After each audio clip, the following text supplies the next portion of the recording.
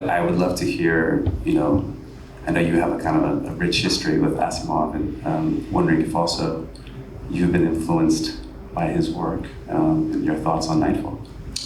Well, thanks. I loved Asimov and his work. He was the liberal in a great dichotomy in American science fiction between liberals and conservatives. And so I was fond of him for that. And also he's the first science fiction writer that I really read that I identified as a science fiction writer, so he turned me on to it when I was a teenager. And I had been reading Jules Verne, but Jules Verne was in the libraries put with ordinary literature, and I didn't know that anything was going on except that I liked it. But then there was the segregated science fiction section with the radar and rocket ship symbols on the spines of the library books, and Asimov came almost first, and so I read him and I thought this must be, maybe he's unusually good for the genre, which was true, but it got me into it all. And I met him in person only once, and it was at Asimov Magazine's annual awards at the UN building sometime in the late 80s. And I was given an award that night, and uniquely amongst all the other people getting awards that night, I said I'd particularly like to thank Isaac Asimov, and he did this kind of yay me gesture from the audience. And afterwards he came up and said, thank you for that. I'm glad you mentioned my name. I'm at Asimov's magazine. How am I not going to mention his name? But indeed, I had been the only one. And then he said, how old are you? And I said, I'm 37. He goes, so young, so young. And he staggered off. And I thought, well, I'm not feeling all that young, really, but now I know better why he said that. And, Nightfall is a classic, and I just reread it this week for tonight. And indeed, Internet Archive, I read it in the Astounding Magazine version of it, followed immediately by an Alfred Bester story. So it was astounding then. It was really hot stuff. But John W. Campbell was an overbearing and reactionary editor, and it just had an eye for talent. So he had a stable of writers that included Theodore Sturgeon and a whole crowd, Ray Bradbury, a whole crowd of absolutely great writers, Clifford Simak from the Midwest, and guys that had been kind of scrabbling for work in the 30s. When Campbell took over Astounding, then he began to give them higher pay and assignments. Write a story about this. So he did that with Nightfall. The quote from Emerson, if people only saw night once every 2,000 years, they would be more in love with the stars than they are now seeing it every night. They wouldn't be taking it for granted. And Campbell said, no, they'd go crazy. Mm-hmm. And Asimov write a story about that. So it was an assigned story to a 19-year-old kid. And he made the best of it in that it's a clunky 1940s golden age science fiction that academics sit around talking over the idea for 9/10 of the story, and in the last 10th of the story, everything blows up in their face. It's pretty good, but I'm also thinking that Asimov, when he's on his own with his own ideas, was even better, but he had captured something in this Emerson idea. And I think, well, two more things of interest about this. I just recently was talking about an Ursula K. Le Guin story called The Ones That Walk Away from Omelas. This is a sentence out of William James. What if you had a city where everything went perfectly, but it all depended on keeping a 3-year-old kid in the basement in misery? What would you do? And so then Ursula said, well, I'd walk away from that city. And so, but what I want to point out is this is a ridiculous thought experiment. And you shouldn't, and the same thing true. What if you only had nighttime every 2,000 years? First of all, can you work that out astronomically? I mean, maybe not, because usually I think of planets as rotating, etc. There's a lot of hand waving in this darkness every 2,000 years.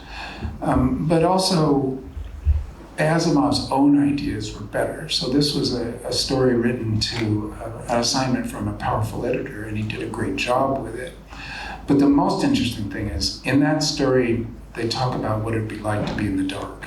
Because of course they're dark anytime they go into a room and turn off the lights. So this whole notion that darkness would drive you mad, or maybe it's the sight of the stars would drive you mad. And that, I think, is more valid, and Asimov's interested in that. But Asimov was an agoraphobic when I met him. In his old age, he would not leave his apartment overlooking Central Park. And his greatest novels are all about being enclosed or being exposed. The Caves of Steel and The Naked Sun. These books have an immense power to them. I would say The Naked Sun is maybe his best novel, and The Caves of Steel, #2. And he himself ending up as an agoraphobic, so scared to go outdoors. But in Nightfall, the moment that really sparks is when the characters are scared to be of claustrophobia. So there's a good psychobiography of Asimov by an Alan Elms. And I'm more interested than ever because I knew Alan Elms at UC Davis, a psychology professor, and he said when he tried to talk to Asimov about this, Asimov was extremely uninterested in being psychoanalyzed by an academic, and said, this is all bullshit. But the fiction shows very often. So, I mean, tell me more about. Well, no, so, and in my take has been more that it's less about, I mean, my understanding from at least how I'm interpreting, it's less about the darkness, but more about seeing these stars. And, here we are, as, light as a kind of a illuminator or something that sheds light and brings things into visibility. But in this case, it's actually the sun that's actually blinding us from seeing the stars, which is interesting in itself. But also, a planet that potentially sees itself as the kind of center of its universe. So all of a sudden, there's more to us than us. And that was what made me really interested in this kind of story. Yeah. Well, it is a great moment in this story, and you can see Asimov having fun when they only know the 6 suns that light them up all the time. They've never seen the stars, and one of them speculates, oh my gosh, there might be like a dozen stars that are 3 or 4 light years away. And then when it does get dark, they're in a cluster. And here is a classic point of view break in that Asimov has gone from being in the point of the reporter to suddenly being an omniscient narrator saying they're inside a galactic cluster and there's like 30,000 stars, really bright ones, all around them, which is a great moment to imagine and I suppose to visualize.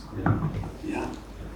I think that's what kind of brings me to trying to capture a print tomorrow under the lunar kind of eclipse.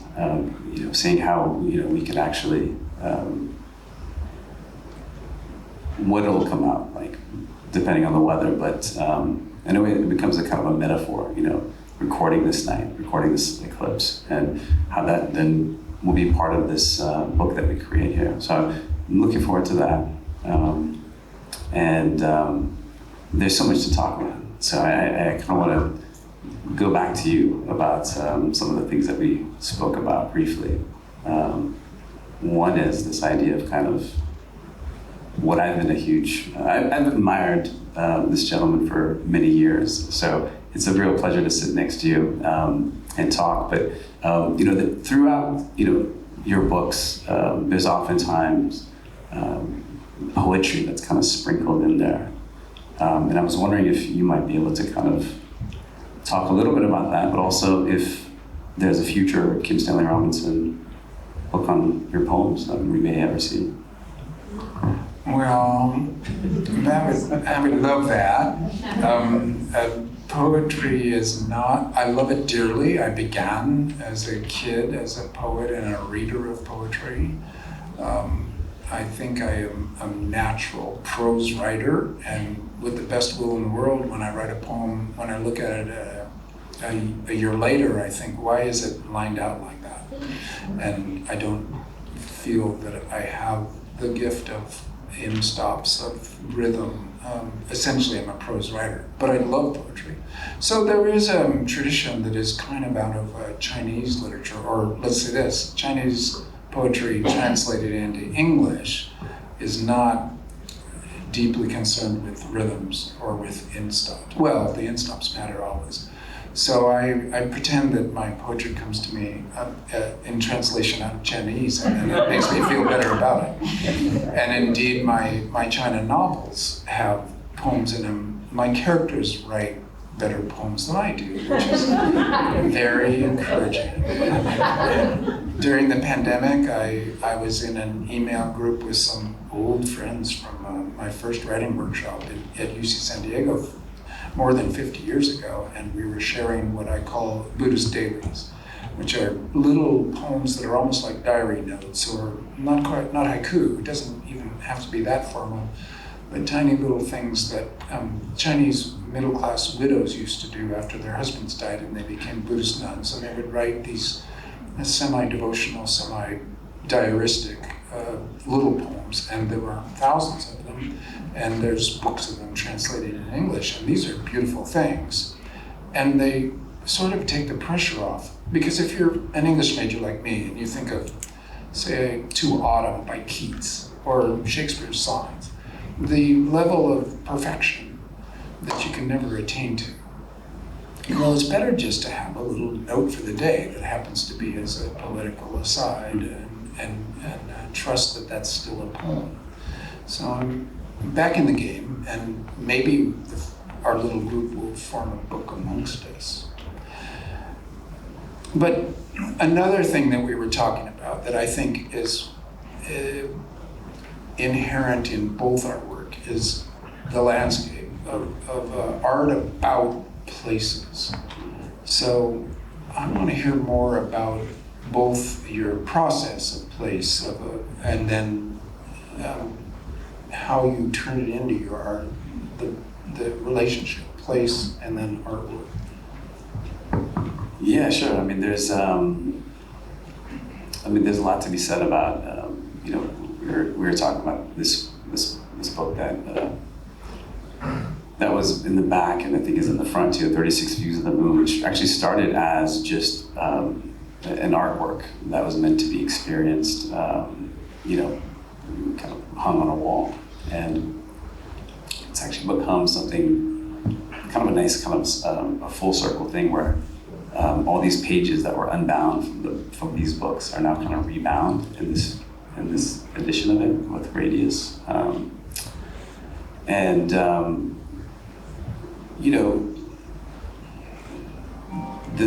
The way this even started was actually, talking about poetry, was I came across this few lines of poem by Omar Khayyam, polymath, astronomer, mathematician, and poet, but actually much of his poetry was discovered after he died. So, the poem is, drink wine, look up at the moon, and imagine all the civilizations the moon is seen passing by. And I love that. I mean, it just kind of hit me in a right. It's almost something that I hadn't felt before, and I think it's an invitation. It seems basic. We oftentimes in awe look up at the moon, but how often do we ask, what are we under the gaze of the moon? How are we seen?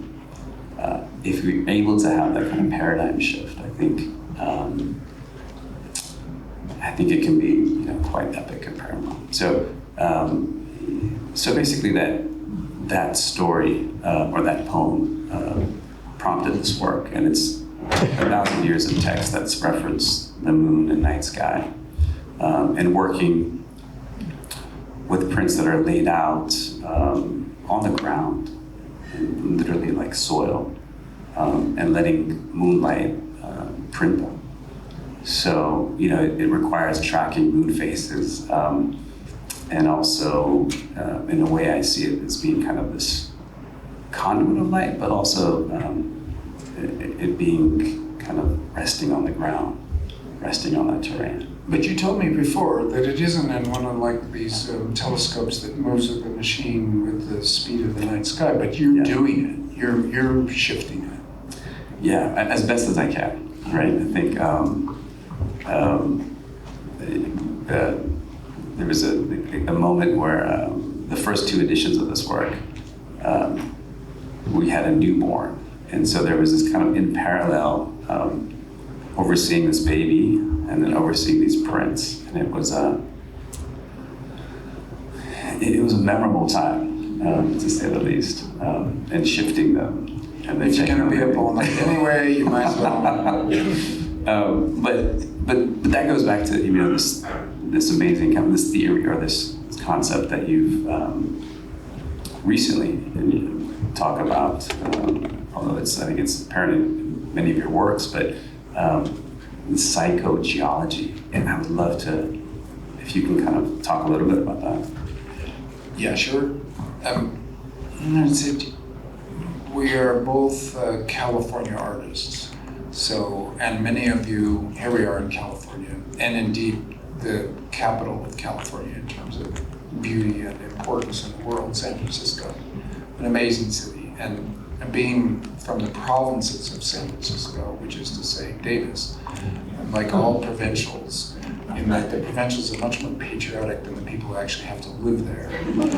Because I come into town and it blows my mind and I love it beyond all things, and then I listen a lot of times to complaints of people who have to deal with living here all the time. Whenever it's a beautiful place, and California is a beautiful place, and I think it influences your art. And it doesn't matter if it's looks at first as if it's disjunct from the place, like you do photography or I do science fiction, which is often considered to be space fiction.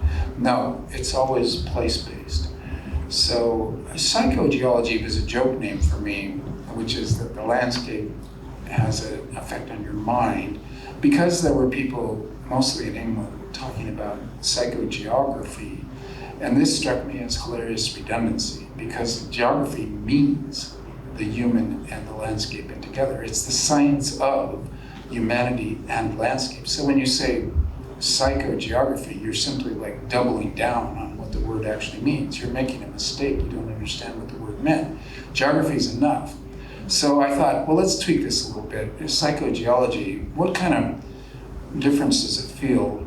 And Sierra people will know this. When you're on granite, or when you're on the metamorphic rock, like Mount Ritter or Banner Peak, the older black rock, the roof pendants that still sit on top of the white granite of the Sierra that have been stranded there when the batholith rose up and everything eroded away down into the Central Valley, etc. But left up there are these black zones like Mount Goddard. There's a different feel. And there are some marbled zones, white and black, like the Ionian Basin and like this, where there's a different feel. And this is what I wanted to capture with as a phrase to orient my Sierra book, which was nonfiction. But in fiction too, I've done my best to make the landscapes what I would call the setting. Now the young people are calling it world building. I actually don't like that word. Fiction is about characters and plot, and then the setting is a minor addition to it, like maybe a minor character that can be interesting but isn't crucial. World building. What if the story is spending paragraphs and pages telling you the etymology of the words and the genealogy of the people and the geology? No, world building. We want plot. We want characters, and so there's a current misunderstanding about this.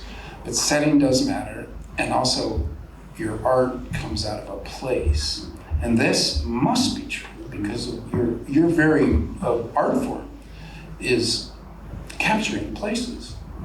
Yeah, no, for sure. And I think just materials. And I've through the years gravitated towards material, oftentimes organic material, that's had a much older or longer, I should say, lifespan than my own. And in some ways, I see these this material, or these kind of what I work with is, like ancient witnesses almost. Whether that's like an old book page or clay that's, that we're kind of molding into tiles in the Central Valley. In just kind of thinking, what, clay, takes millions of years to form.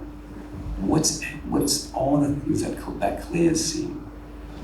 The same with the moon, the same like quote. I think I'm kind of chiseling away at that same kind of thing, and I think these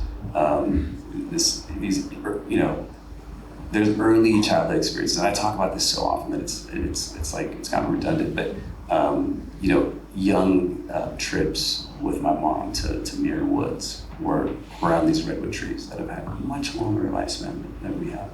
I remember as a kid, like just brushing my hands across the history rings with all the years, 1492 to 1942, and imagining myself as a 7-year-old, like what's my lifespan in the lifespan of this organisms? Is it just a day, a splinter, like a breath? And then, talking sci-fi, at that early age, kind of thinking, no extraterrestrials, like, they may have visited us. They just may be on a different, time scale.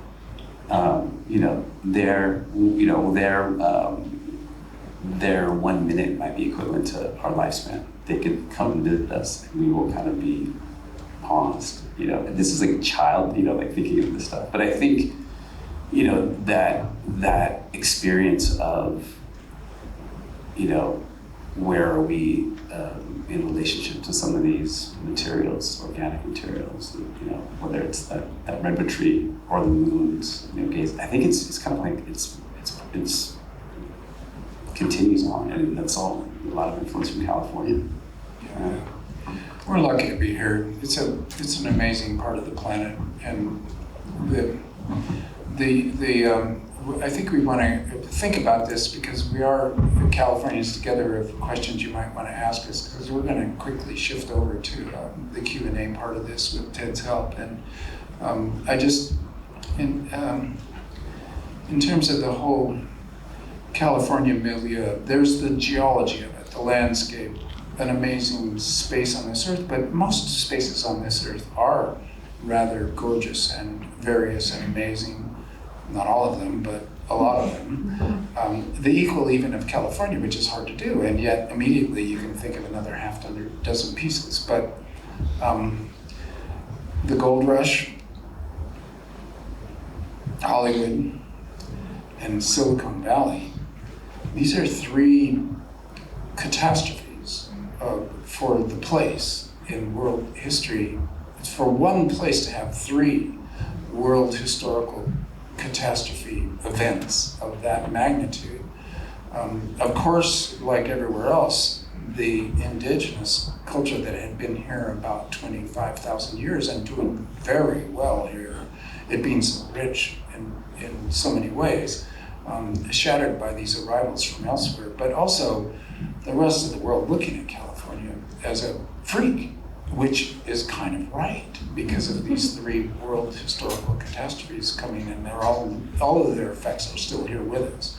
So we cope not only with one of the many beautiful landscapes on Earth, but an almost unique human world historical opportunity. So now here we are, fifth largest economy on the planet, and multicultural at last, with maybe 100 languages spoken, and a rich diversity of people that have all come here because of the three catastrophes. We'll go to California and make our fortune because California is the whatever, the crazy place, the silly place, the insane place, the golden place, the special place. So it's in this context, and then this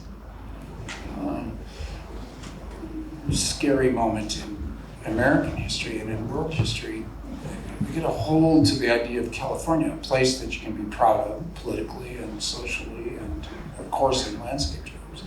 But as a social space, as a polis, citizenry, you say, well, look, okay, we're in a mess, but we're from California, and we're gonna at least show how things can get better. It's quite a comfort these days. So let's enjoy that, and maybe Ted, you can take over the Q&A. Can you describe in linear terms what you are doing on the rooftop of the general's residence tomorrow night as though you were describing it to a second grader. Sure, and thank you for the linear. Yes, I will do my best. So there is a total lunar eclipse happening tomorrow night, and it's going to be at its fullest, I believe right around midnight. We're going to start. We have paper that's been light sensitized in the dark room. This paper will be sandwiched with a photographic negative of the cosmos, and deep sky survey images from Hubble, with a sheet of glass. This will be kind of sandwiched tight.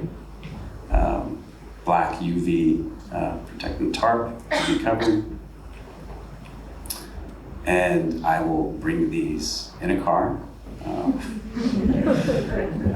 of the dark room, and we will be placing them on the rooftop of the general's residence here, Fort Mason, in hopes of recording this phenomenal night. So I'll be there from 8 p.m. to close to sunrise, hanging out on the rooftop. And rain? Rain or shine. We'll tarp it with clear plastic tarp, so that light can still kind of print the work. But yeah, that's the plan for tomorrow evening. The image comes from the negative, but not. That's correct. It's the light that I'm using. So the light is going to be what prints the work, essentially, what births the work. This one is for Kim Stanley Robinson. What is a question about the future that you wish you could live to see the answer to, if you could extend your life? You know, that's a good question, in that I have to think in front of you. I'd like to see it all. I'm very curious, and I won't. So I doubt I'm going to see a submarine drop into the oceans on Europa or any of the other oceans in our outer solar system, which may indeed have life inside them, which would be very suggestive as a finding. I mean, if there is, then life's everywhere. And if there isn't, we still don't know. But that's one I would love to see that I'm probably not going to see, even though NASA makes plans. And this, I'm realizing this is probably a science fiction nerd answer of the nth degree. It's kind of an Asimov answer, but yeah, it's something that I'd be curious to see. Not to mention world peace and justice for everyone. This is for Alan. When you think of your art, I look at a lot of your art, and it's to be viewed on walls, or it's large. How do you feel differently about something as intimate as the experience people have with the book? Yeah, I'm glad that you brought that up. I actually think of the making process as a very intimate process. There's maybe some images of this kind of 55-foot long ceramic tile piece, but I'm working on it one by one. I actually hadn't seen the full thing until it was installed, and you're this kind of aim to you're working on this thing piece by piece in hopes that it comes together. I guess there's this kind of hope that this little thing, almost like a drop in a boundless ocean, comes together in that hope. At the same time, I am a fan of kind of monumental work in the sense that sometimes the relationship to the individual and this thing, like that slice of a redwood tree is, scale does make a difference, right? At the same time, the book, there's this one-to-one relationship, like that one tile. I think it brings you in, and then there's an intimacy there. that can't be broken. And I love that. So even in works that 36 Views of the Moon, when it's installed, what I hope for is that it does have this kind of monumental, I guess, kind of from a distance, but hopefully it brings you in, because there's so much text and there's so much that's within each page. I probably didn't mention this, but these are actual book pages that have been, treated and then brought out. So there's a lot of text, and each edition, there's 4 editions that are named after a season, but each one has a unique bibliography. And there's a lot of frequent, visitors like Stan that are kind of come up in this work. So yeah, hopefully that answers it. Hi, Ala. This is a question for you about, I guess, inspired by your term monument. I believe that luminous ground, which is shown behind us, is not static, right? I believe it's constantly changing with time, and I noticed that because my children, who I took to see this, noted that every time we go, this tile looks different. This tile has faded. This tile is brighter. What is going on with these tiles? I'm curious as to whether in your art practice you are attracted to producing artworks that are constantly evolving and changing and can never be fixed as a preserved thing, or whether that's not the case and this is an exception to that. So just curious about how you feel about your art as changing with light, with time, with the climate, et cetera. Yeah, absolutely. And thank you for bringing that up. That's a big part of it. And going back to this conversation with Stan about the psychogeology. The Asian Art Museum, great institution in San Francisco. I actually grew up going to this museum a lot, and there was an abundance of objects, illuminated manuscripts from Persia, and I'm Persian. I was born here, but and we take our poetry. I brought up poetry because we take our poetry very seriously and our tea. But I remember feeling very empowered actually as a kid, seeing representation from Persian artists of literally 1,000 years ago. They have manuscripts that are from the Safavid era, 1500, 1600. But everything felt that it was like stuck in a vitrine in the past. And I think I've always, working with organic material, I've always been, interested in how things actually aren't always fixed. There's actually a textile work that's been treated with light-sensitive material in my studio that's been exposed to UV light for the past 9 years now. And it's only until I wash it that it'll be fixed.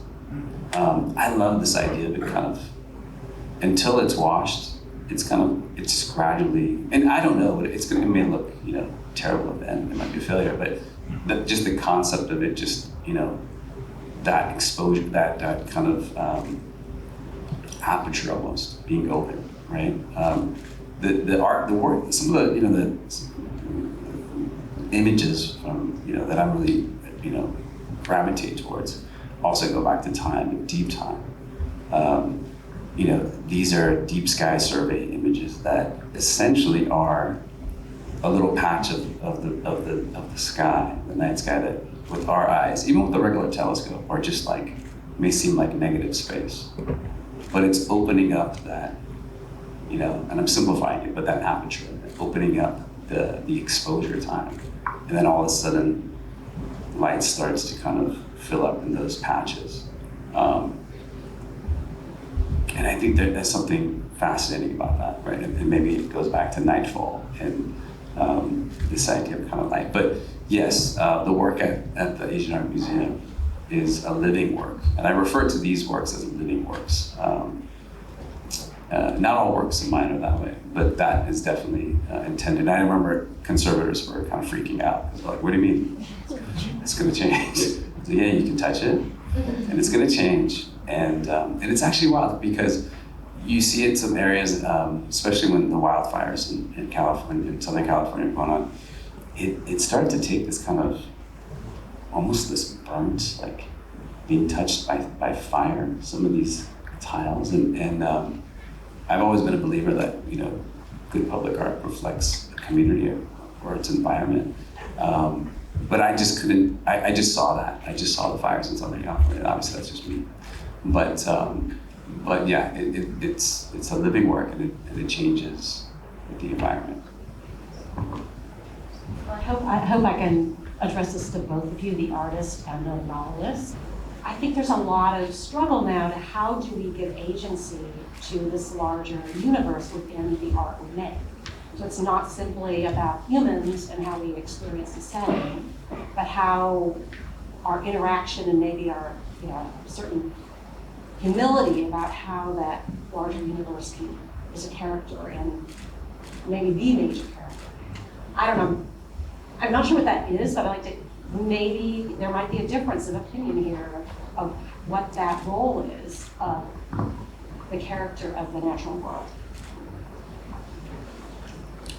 Well, I've been helped a lot by actor network theory, Bruno Latour, who revolutionized science studies by talking about actor networks, where Pasteur's actor network included the bacteria, and Muir's actor network included the Sierra. But the criticism of that, which came out of the 80s and was transformative, has to do precisely with this question of agency. It seems like it's the humans who have agency in these things. And of course, bacteria are alive and trying to live, but their agency is dedicated to their own self-preservation and not to saving our lives by way of being turned into a medicine. But it's an interesting way to think about it. But you asked about the artist's angle on this, and one thing I can say that I feel I've learned as a novelist in the last 5 years especially, but my whole career, but the last 5 years has driven it into my skull, is you can't, as a novelist, you can never know what you've done. It's like, you've got a piece of art, you can look at it, you can judge it, you can say, aha, maybe that color should be over here. You finish a novel and it's just invisible. It's in your head, but no one sees it. And I actually play with rock walls at my wife's lake property on the coast of Maine. The glacial cobble put into walls that will fall down over the winter, and then I get to do it again. And what I know that I love about that is I can lift a rock. And glacial cobble is a mess if you want to make a wall of it. And I can put it in place, and I can either like it or not. And I got suddenly the vibe of what it is to be a visual artist, the reassurance of seeing your own work and being a participant in it. But as a novelist, it's like one of these Asimov situations. I'm locked in a closet, I never see it. So the advantage is this: you begin to realize that you are a collaborator in a process, and that the reason people still love novels is they've made them in their head. It's a line of black marks on a page, which, with seeing the printing apparatus here, the press, Arion, and seeing the physicality of it is kind of beautiful. But black marks on a page, and then having read a novel, people have had an experience. And they are the co-creators of it. It isn't the writer that made that experience, because believe me, you get different responses from different readers, quite drastically so. So you just gotta say, okay, I did my part, but that was only half of it, the work. And that has become a quite reassuring and beautiful feeling. Even if I don't know myself what these novels are, because I'm trapped inside them like in a dark room, I can listen to other people talk about them, and that has really turned a key for me to make it a more gratifying experience to be a novelist. Is that, okay, now I'm a collaborator with all kinds of people, strangers I don't know, but they've had an experience and I was part of it. It suddenly feels less alienated than it used to. Thinking about how these other celestial objects, in a way, being contributors, makes me feel connected. But it also makes me feel that that work is its own thing, right? It's a light is, so in a way, almost like a conduit or of sorts. I'm just setting up this kind of framework for it, but the other things are really beyond my powers, my hand, if that makes sense. Well, thank you so much, Ala. And